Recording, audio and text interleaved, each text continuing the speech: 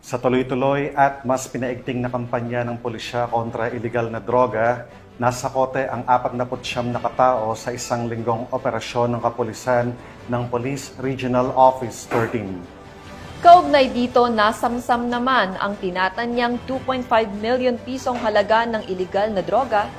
Ang detalye ng report mula kay Patrolwoman Kay Francisco.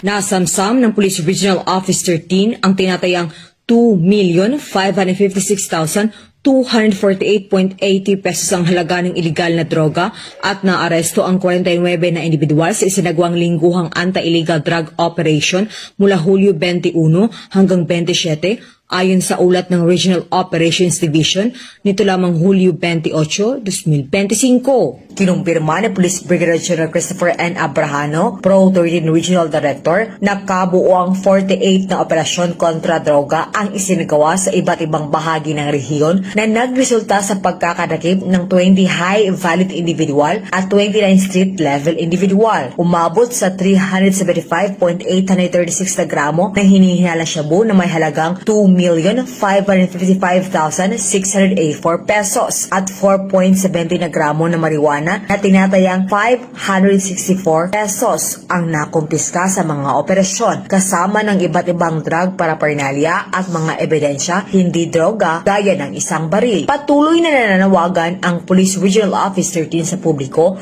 na makiisa sa kampanya kontra droga upang makamit ang isang mapayapa at ligtas na komunidad. Dahil sa bagong Pilipinas, ang gusto ng pulis, ligtas ka. Mula rito sa rehiyon ng Caraga, ako yung Police News Network Respondent, Patrolwoman Kay Francisco, alagad batas, tagataguyod ng salitang pulis.